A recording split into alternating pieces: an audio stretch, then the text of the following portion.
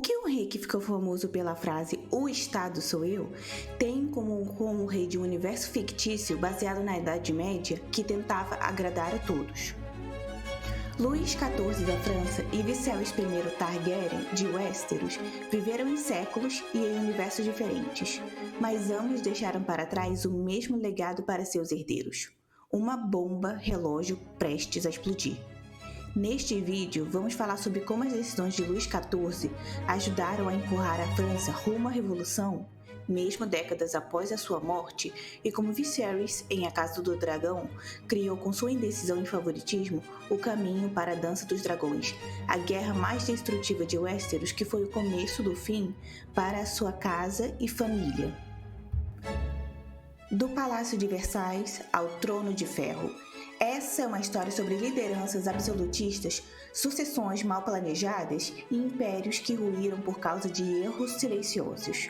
Hoje você vai entender como Luís XIV da França e Viserys Targaryen, separados por séculos em mundos fictícios, cometeram os mesmos erros fatais, e como a paz imposta por reis indecisos e absolutistas pode ser o verdadeiro estopim de uma guerra.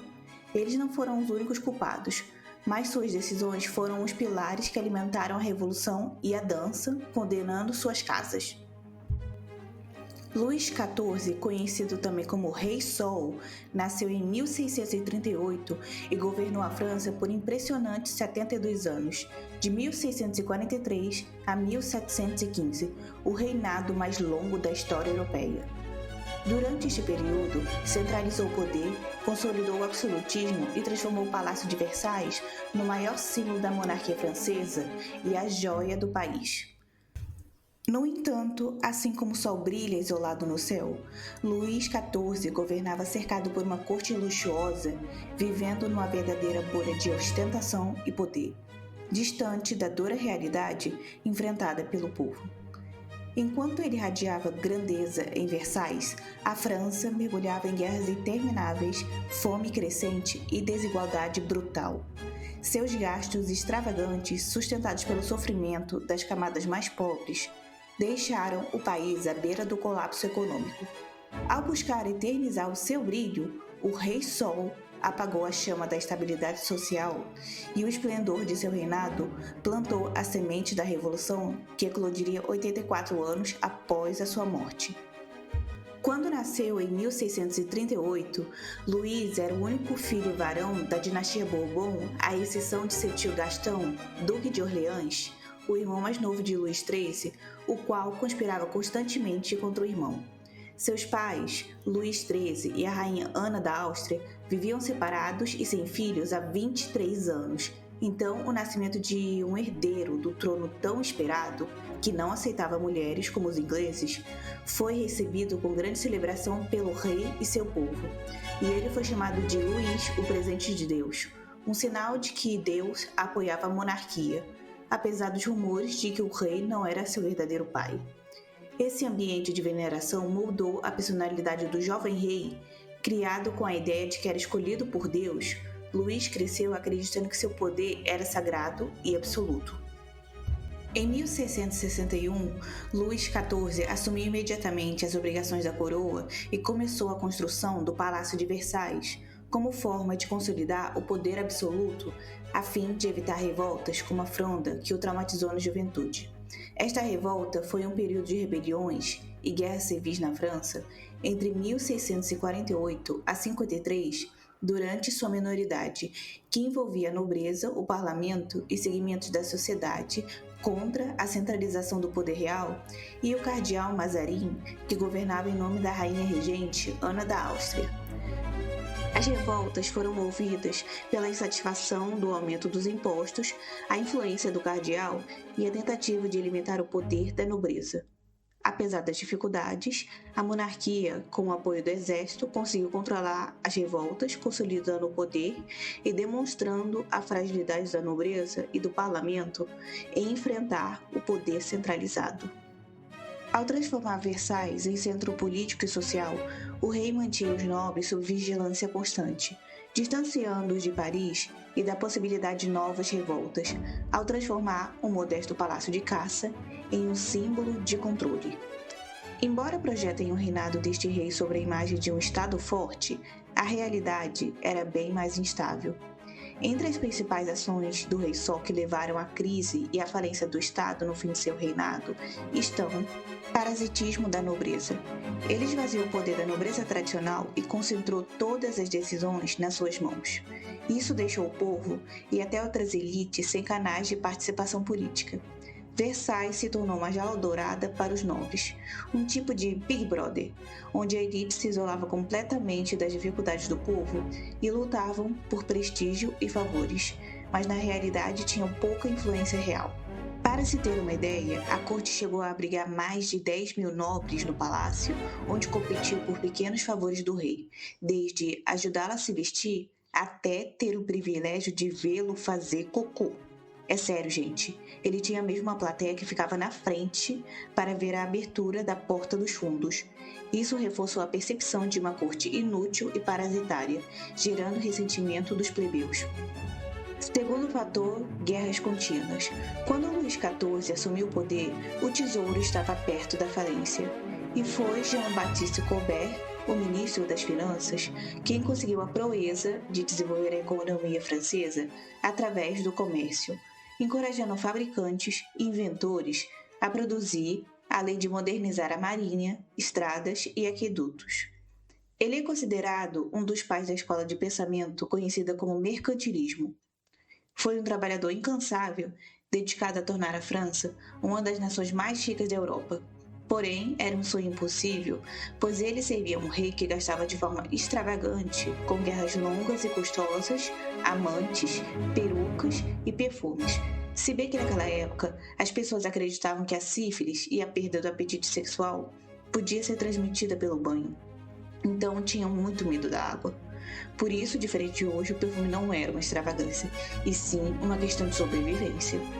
Em resumo, o rei era um playboy fedido que esbanjava riqueza e Colbert era quem mantinha a riqueza. De 1664 a 1671, os esforços substanciais de Colbert para fortalecer a indústria francesa produziram resultados notáveis. Por exemplo, tecidos franceses foram exportados para a Espanha, Itália, Alemanha e até mesmo para a Índia. No entanto, a partir de 1672, os custos da Guerra Franco-Holandesa tiveram um impacto significativo na ajuda financeira do Estado à economia. Como resultado, muitas fábricas francesas entraram em declínio ou fecharam. Além disso, as rápidas reformas de Colbert enfrentaram a concorrência comercial dos britânicos e holandeses, e foram prejudicadas pelas estruturas econômicas arcaicas e feudais do antigo regime. E em 1683, ele morre exausto de manter o rei e os parasitas que limpavam sua bunda. E a Guerra de Sucessão Espanhola, que durou de 1701 a 1714, também foi outro bom exemplo de vitória amarga. Desencadeada pela morte do rei Carlos II da Espanha, que não deixou herdeiros diretos e era irmão da rainha francesa Maria Teresa da Áustria, o trono espanhol era disputado por diferentes casas reais, principalmente a francesa, Bourbon, e a austríaca dos Habsburgo. No fim, o duque de Anjou, neto de Luís XIV, sentou-se no trono espanhol como Filipe V da Espanha. Uma vitória que literalmente custou caro. O conflito enfraqueceu a França como potência hegemônica na Europa e limitou sua expansão territorial e resultou em diversas baixas militares e civis e pesadas perdas financeiras para o reino. A decisão de Luís o Grande de mergulhar a França nesta longa e exaustiva guerra revela um claro exemplo do que acontece quando não se segue as lições de arte da guerra de Sun Tzu, que advertia: em operações de guerra, serão necessárias 1000 peças de ouro por dia para manter um exército de 100 mil homens e o Estado. E durante os combates, busque uma vitória rápida. E também, não há país que tenha se beneficiado de um estado de guerra prolongado.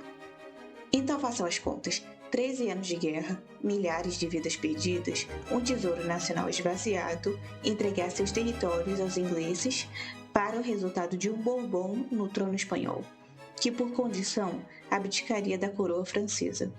O resultado da equação: perdas financeiras catastróficas, um povo sufocado por impostos, uma França exausta e perder a posição de potência dominante para a Grã-Bretanha. Por isso, se não fosse esta guerra, provavelmente o francês e não o inglês seria o idioma global. Terceiro fator: sistema tributário injusto. Os custos da construção e manutenção de Versalhes eram gigantescos e foram financiados com impostos pagos em grande parte pelos camponeses, pois a nobreza e o clero eram isentos dos mesmos. Estes impostos contribuíram para a pobreza da população, tornando-a mais vulnerável à fome, como a Grande Fome de 1693, que ceifou em torno de 1,5 a 2 milhões de pessoas de uma população de 20 milhões. Muitos associam os períodos mais graves de escassez na França ao reinado de Luís XVI por conta da célebre frase falsamente atribuída a Marie Antoinette, que comam brioche, ou em francês, qu'il mange de la brioche, que era um pão luxuoso na época. No entanto, foi sobre o reinado do grande Rei Sol que o país vivenciou uma das mais severas crises de fome de sua história, resultado direto das guerras incessantes, da má gestão de recursos públicos e da negligência em relação às necessidades do povo. Independente de qual escola estudou, duvido que tenham comentado esta tragédia quando falavam do reinado de Luís XIV. A fome de 1789 foi um dos estopins para a Revolução Francesa. Porém, não foi tão devastadora quanto a fome de 1693 a 94, que matou em torno de 6 a 10% da população da época. E, para fechar com chave de ouro, a revogação do Edito de Nantes, criado em 1598 pelo Henrique IV, avô de Luís XIV, garantia a liberdade religiosa na França aos protestantes chamados de huguenotes, após décadas de guerras civis religiosas. O rei revogaria o Edito de Nantes a fim de agradar o Papa da época, Inocêncio XI, porém o tiro saiu pela culatra, pois este Papa era conhecido como exemplo de humildade e humanidade, manifestou seu desgosto pela violência e perseguição. Mesmo assim, a partir de 18 de outubro de 1685, o protestantismo seria proibido, igrejas protestantes foram destruídas, escolas fechadas e os huguenotes perseguidos, presos ou forçados à conversão ao catolicismo, o que causou a fuga de cérebros. Mas o que foi essa chamada fuga de cérebros? No caso, é o fenômeno que ocorre por meio da saída de profissionais extremamente qualificados de determinados países em busca de melhores condições de emprego e vida. E cerca de 200 mil a 1 milhão de huguenotes fugiram da França, refugiando-se na Holanda, Suíça, Alemanha, Inglaterra, Rússia e as colônias americanas. Cidades inteiras como Lyon, Nimes e La Rochelle viram suas indústrias declinarem. E países que acolheram os huguenotes se beneficiaram intensamente com sua experiência e inovação. Por exemplo, muitos huguenotes ajudaram a impulsionar a indústria têxtil na Inglaterra e a marinha da Holanda. A saída de professores, médicos, engenheiros, estudiosos e pensadores protestantes enfraqueceu o ambiente intelectual francês. A intolerância religiosa imposta por Luís XIV restringiu o debate livre e a inovação, o que mais tarde entrou em conflito com os ideais iluministas.